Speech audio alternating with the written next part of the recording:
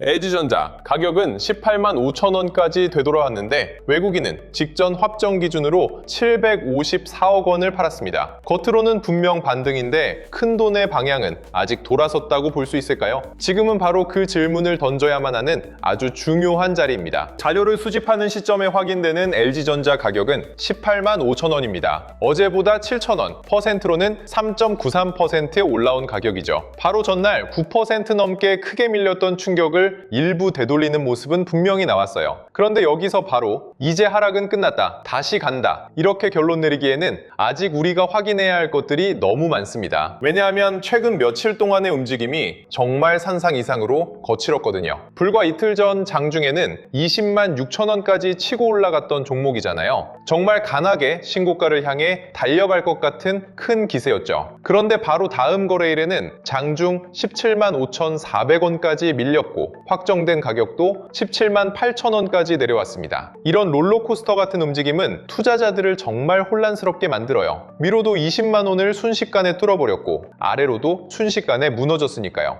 이런 변동성을 보여준 종목은 오늘 하루 반등이 나왔다는 사실 하나만 보고 방향 전체를 단정하면 정말 위험할 수 있습니다. 그래서 지금은 그 어느 때보다 더 차분하게 속을 들여다봐야 합니다. 오늘 장중 흐름만 따로 떼어놓고 보면 그렇게 나쁘지는 않아요. 장 초반 가격은 18만 1,000원 근처에서 시작했는데 곧바로 17만 8,100원까지 한 번 더 내려갔었거든요. 이건 전날의 충격이 남아있는 가격대를 다시 한번 확인한 셈이죠. 어제의 저점 근처까지 다시 한번 테스트를 해본 겁니다. 그런데 거기서 더는 밀리지 않고 다시 18만 5천원 부근까지 올라왔다는 점은 중요합니다. 아래쪽 바닥을 한번 확인하고 올라온 흐름이라는 점에서는 단기 매수세가 완전히 죽지는 않았다는 긍정적인 해석도 가능하거든요. 최소한 추가 하락을 방어하려는 힘은 분명히 들어왔다는 신호니까요. 다만 중요한 건 반등의 모양이 아니라 반등의 질입니다. 장중 한때 18만 5,500원까지 올라왔고 지금 가격도 그 근처에 붙어 있습니다. 이건 매수세가 완전히 무너진 건 아니라는 뜻이긴 하죠. 하지만 가격이 버틴다는 것과 큰 돈이 확실하게 다시 들어왔다는 건 전혀 다른 이야기입니다. 그래서 지금은 가격만 볼 게 아니라 거래량과 수급을 반드시 같이 봐야만 합니다. 거래량은 아직 많이 아쉽습니다. 현재까지 확인되는 거래량은 90만 주를 조금 넘는 수준인데요. 이 숫자만 따로 떼어놓고 보면 적지 않아 보일 수도 있어요. 하지만 LG전자처럼 시가총액이 30조 원이 넘는 종목에서는 이 숫자의 절대값보다 최근 흐름과의 비교가 훨씬 더 중요합니다. 최근 며칠 동안 이 종목에 붙었던 거래 규모와 비교해야 진짜 힘을 알 수 있거든요. 이틀 전 주가가 20만 원을 뚫고 올라가던 날에는 거래량이 331만 주를 넘었습니다. 시장에 모든 관심이 쏠리면서 돈이 폭발적으로 몰려들었던 날이죠. 그리고 바로 전날 주가가 9% 넘게 급락할 때도 212만 주가 넘는 거래가 터졌고요. 그러니까 최근 LG전자는 올라갈 때도 빠질 때도 거래가 아주 크게 붙었던 종목입니다. 그런데 지금 반등이 나오는 구간의 거래량은 그때의 절반에도 한참 미치지 못하고 있습니다. 힘이 많이 빠져 있다는 명확한 신호죠. 거래소 자료 기준으로 보면 현재 거래량은 직전 나흘 평균의 43% 수준에 불과합니다. 이 말은 간단해요. 가격은 꽤 올라왔는데 그 반등에 동참한 돈의 규모는 아직 평소의 절반도 안 된다는 뜻이거든요. 물론 아직 장이 진행 중이기 때문에 뒤에 거래가 더 붙을 수는 있습니다. 하지만 지금까지의 흐름만 보면 반등은 나왔지만 그 힘이 아직 검증됐다고 말하기는 이릅니다. 여기서 진짜 핵심은 바로 외국인 수급입니다. 가장 최근 확정된 수급을 보면 외국인은 전날 하루에만 754억 원어치를 순매도했습니다. 이건 조금 팔았다, 차익을 일부 실현했다, 이런 정도의 규모가 아니에요. 주가가 크게 무너지는 날에 외국인 쪽에서 아주 의미 있는 규모의 매물이 쏟아져 나온 겁니다. 그래서 오늘 가격이 올라와도 마음이 편하지 않은 거죠. 이 754억 원이라는 숫자가 왜 무섭냐면 그동안의 흐름을 완전히 뒤집어 버렸기 때문입니다. 그 전까지만 해도 외국인들은 샀다 팔았다를 반복하긴 했어도 이렇게까지 한 방향으로 강하게 던지지는 않았거든요. 그런데 단 하루 만에 이런 규모의 매도가 나왔다는 건 뭔가 판단의 변화가 생겼을 가능성을 열어둬야 한다는 뜻입니다. 오늘 외국인이 다시 들어오고 있는지 아니면 여전히 팔고 있는지는 오늘 장이 모두 끝난 뒤에야 확인할 수 있습니다. 지금 화면에 보이는 가격만으로는 절대 알 수 없어요. 개인 투자자의 매수로 끌어올린 반등인지 아니면 외국인 자금이 다시 돌아오면서 만든 진짜 반등인지에 따라 앞으로의 흐름이 완전히 달라지거든요. 같은 상승이라도 돈의 주체가 누구냐에 따라 그 의미는 천지 차이입니다. 최근 닷새 흐름을 보면 외국인의 방향은 더 복잡합니다. 중간에는 181억 원, 89억 원, 157억 원을 사들인 날도 분명히 있었습니다. 그래서 한때는 다시 담는 것처럼 보였어요. 그런데 전날 754억 원을 한꺼번에 던지면서 닷새 누적은 336억 원 순매도로 완전히 꺾여버렸습니다. 이건 꾸준히 사모으는 흐름이라기보다는 아직 방향을 정하지 못하고 크게 흔들리는 모습에 가깝습니다. 샀다 팔았다를 반복하면서 단기적인 대응만 하고 있다는 신호일 수도 있거든요. 장기적인 관점에서 강하게 베팅하는 모습은 절대 아니라는 거죠. 외국인 지분율도 같은 이야기를 하고 있습니다. 닷새 전 28.64%였던 지분율이 최근 확정 기준으로 28.38%까지 내려왔습니다. 소수점 몇 자리 움직임처럼 보여도 LG전자처럼 시가총액이 30조 원을 넘는 대형주에서는 이 작은 변화가 수백억 원, 때로는 수천억 원의 자금 이동을 의미합니다. 주가 반등보다 더 중요한 건 이렇게 빠져나가던 지분율이 멈추는지, 그리고 다시 위로 돌아서는지입니다. 반대로 개인은 전날 이 물량을 크게 받아냈습니다. 외국인이 754억 원을 파는 동안 개인은 683억 원을 순매수했거든요. 빠지는 구간에서 나온 물량을 개인이 상당 부분 받아낸 모양새죠. 이 자체가 나쁘다는 뜻은 아닙니다. 다만 개인이 받치는 장세와 외국인이 같이 밀어주는 장세는 그 지속력에서 아주 큰 차이가 날 수밖에 없습니다. 대형주는 특히 더 그렇습니다. 개인 매수만으로 하루 이틀 반등은 만들 수 있어요. 하지만 추세가 위로 길게 이어지려면 결국 외국인이나 기관 같은 큰 손들의 확인 도장이 반드시 필요합니다. 전날까지의 구도는 분명했습니다. 개인은 받쳤고 외국인은 던졌습니다. 오늘 이후에 이 구도가 바뀌는지가 LG전자 방향의 핵심입니다. 기관 내부를 보면 조금 더 나뉩니다. 최근 닷새 누적으로 금융투자는 142억 원을 샀고 연기금도 116억 원을 사면서 하방을 어느 정도 받쳐줬습니다. 하지만 사모펀드는 매수와 매도가 섞여서 방향성이 뚜렷하지 않았고 투시는 규모가 크게 두드러지지 않았어요. 기관 전체가 한 방향으로 강하게 들어왔다고 말하기보다는 일부 주체가 방어에 나섰다고 보는 편이 더 자연스럽습니다. 공매도 흐름도 그냥 넘기면 절대 안 됩니다. 전날 주가가 9% 넘게 크게 밀리던 날 공매도 물량은 38만 1,413주였습니다. 그날 전체 거래량 대비 비중도 11.15%까지 치솟았죠. 이건 단순히 주가가 밀리니까 판 게 아니라 더 빠질 거라고 보고 공격적으로 베팅한 세력이 있었다는 명백한 증거입니다. 이렇게 주가 하락에 베팅하는 자금이 꽤 적극적으로 움직였다는 건 앞으로 반등이 나올 때마다 위쪽 매물이 더 무겁게 느껴질 수 있다는 뜻이거든요. 조금만 올라오면 이때다 하고 공매도 물량이 다시 쏟아져 나오면서 상승을 방해할 수 있습니다. 공매도 잔고는 최근 확정 기준으로 185만 주 정도입니다. 전체 상장 주식 수 대비 1.14% 수준이죠. 물론 이 공매도 잔고는 언젠가 다시 사서 갚아야 하는 물량입니다. 그래서 주가가 정말 강하게 치고 올라가면 숏 커버버링이 붙으면서 오히려 상승의 연료가 될 수도 있어요. 문제는 그 조건입니다. 가격이 버티고 거래량이 확실하게 붙어줘야 그 시나리오가 힘을 받을 수 있습니다. 지금처럼 반등은 나왔는데 거래가 아직 가볍다면 해석을 정말 조심해야 합니다. 오히려 위에서 다시 누르는 압력으로 작용할 수도 있거든요. 특히 전날 하락에 베팅한 물량이 컸기 때문에 위쪽으로 올라갈 때마다 매도와 매수의 힘겨루기가 아주 치열하게 나타날 가능성이 높습니다. 그래서 LG전자는 단순히 오늘 상승률만 보고 섣불리 판단하기가 정말 어렵습니다. 그런데 뉴스 쪽 분위기는 이런 차가운 수급과 완전히 다릅니다. LG전자는 2분기 영업이익 1조 5,788억 원을 기록했다는 소식이 나왔습니다. 상반기에만 작년 한 해 영업이익을 넘어섰다는 제목도 있었고요. 매출과 영업이익 모두 역대 2분기 최대치라는 뉴스도 나왔습니다. 사업 자체만 보면 시장의 시선을 완전히 바꿀 만한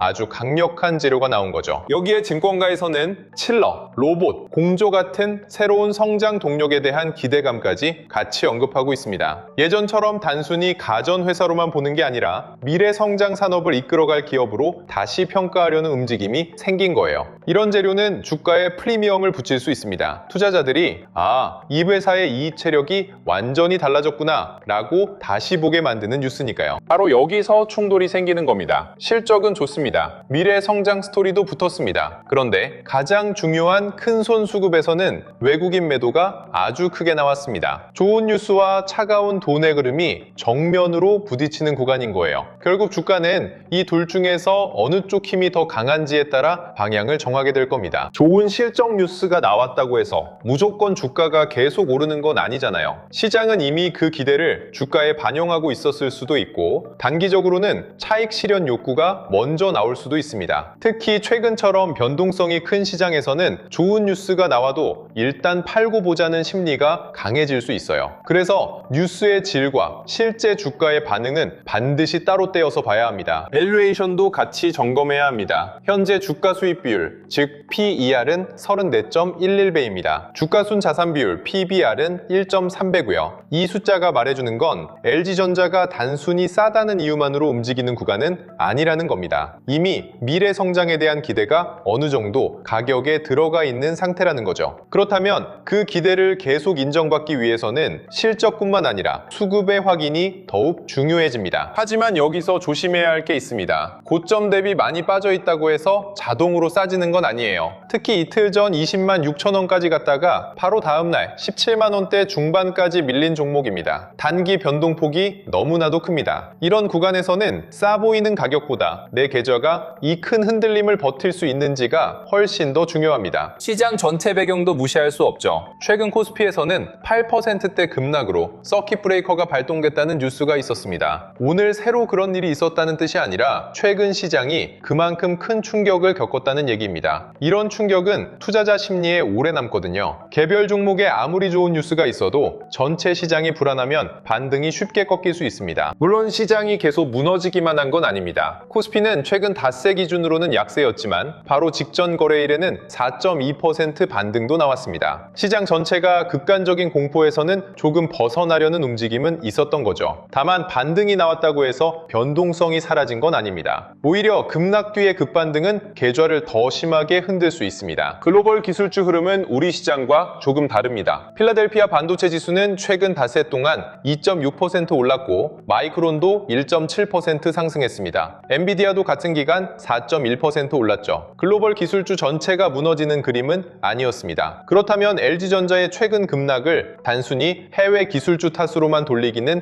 어렵다는 결론이 나옵니다. 환율도 흥미로운 지점입니다. 원달러 환율은 최근 닷새 동안 1,531원에서 1,507.9원까지 내려왔습니다. 원화가 강세를 보인 거죠. 보통 이런 흐름은 외국인 투자자 입장에서 한국 주식을 사기에 나쁘지 않은 환경으로 해석될 수 있습니다. 그런데 그런 환경에서도 외국인이 크게 팔았다면 이건 단순한 환율 문제가 아니라 종목 자체에 대한 차익 실현이나 수급 판단이 강하게 작용했을 가능성을 봐야 합니다. 그럼 앞으로 긍정적인 시나리오는 뭘까요? LG전자가 18만 5천 원 근처를 버텨내면서 거래량이 다시 살아나는 겁니다. 최근 급등락 때처럼 200만 주, 300만 주 단위로 거래가 크게 붙고 오늘 장이 끝난 뒤 확인되는 수급에서 외국인이 매수 쪽으로 돌아선다면 이야기가 달라집니다. 전날의 급락은 과도한 흔들림이었고 실적과 성장 기대감이 다시 주가에 반영되는 흐름으로 볼 수 있습니다. 반대로 우리가 경계해야 할 시나리오도 분명히 있습니다. 가격은 장중에 반등했는데 거래가 끝까지 이렇게 가볍고 이후 확인되는 외국인 수급도 계속 매도라면 정말 조심해야 합니다. 이 경우 오늘의 반등은 추세 전환이 아니라 하락 중간에 잠시 나타나는 기술적 반등일 수 있거든요. 특히 개인이 이미 크게 받아낸 상태에서 외국인 매도가 이어진다면 위쪽에서는 다시 매물 부담이 커질 수밖에 없습니다. 결국 우리가 확인해야 할 기준은 복잡하지 않습니다. 첫째, 18만 5천 원이라는 이 가격대를 지켜주는지. 둘째, 거래량이 최근 급등락 구간처럼 의미 있게 회복되는지. 셋째, 그리고 가장 중요한 건 외국인이 다시 사는 쪽으로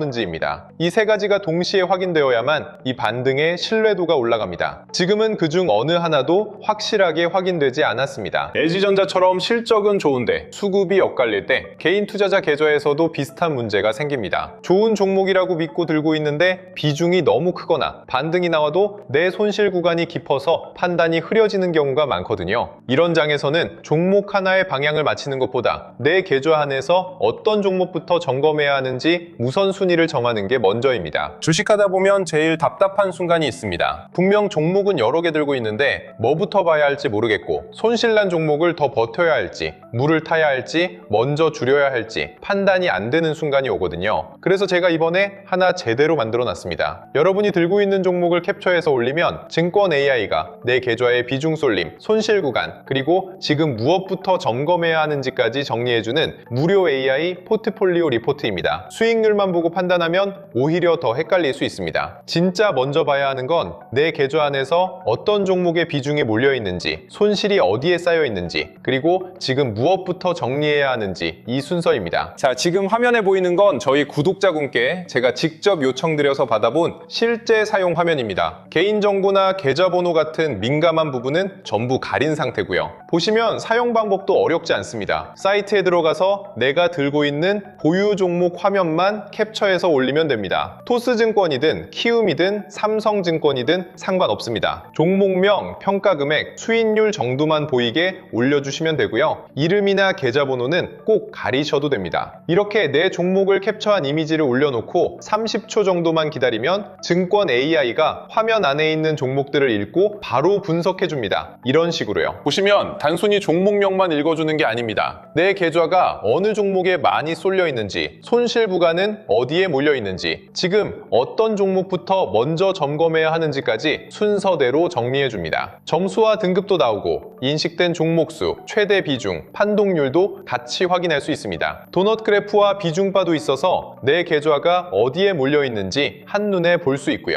여기서 중요한 건 이게 매수해라, 매도해라 찍어주는 도구가 아니라는 겁니다. 내 계좌 구조를 객관적으로 펼쳐놓고 어디부터 점검해야 하는지 기준을 잡아주는 무료 리포트라고 보시면 됩니다. 주식하다 보면 손실난 종목을 보면서 계속 고민하게 되잖아요. 이걸 더 버텨야 하나, 물을 타야 하나, 아니면 먼저 줄여야 하나. 그런데 그 판단을 하기 전에 먼저 봐야 하는 게 있습니다. 내 계좌에서 어떤 종목이 가장 큰 비중을 차지하고 있는지, 손실이 어디에 몰려 있는지, 그리고 지금 당장 정리해야 할 우선순위가 뭔지부터 봐야 합니다. 잔고 캡처 한 장만 올려도 내 계좌에서 무엇부터 점검해야 하는지 바로 확인하실 수 있게 만들어 놨습니다. 그리고 AI 리포트로 부족하다 싶은 분들은 그 안에서 전문가 점검까지 이어서 신청하실 수 있습니다. 종목 쏠림, 손실 구간 정리 순서, 현금 비중과 리밸런싱 기준까지 이어서 확인해 보실 수 있습니다. 여기에 기존에 준비해둔 자료들도 같이 보실 수 있게 정리해 놨습니다. 먼저 주가가 조정을 받으면서 흔들릴 때 세력과 기관의 평균 단가를 역산해서 기준 가격대를 잡아볼 수 있는 세력 단가 지지선 계산기가 준비되어 있고요. 대장주가 잠시 숨고르기에 들어갈 때 빠져나간 자금이 어느 후방 소부장 섹터나 전장 밸류체인 쪽으로 이동하고 있는지 흐름을 확인할 수 있는 글로벌 AI 자금 순환 맵도 같이 보실 수 있습니다. 여기에 차트를 볼 때 복잡한 지표 때문에 헷갈리지 않도록 정리한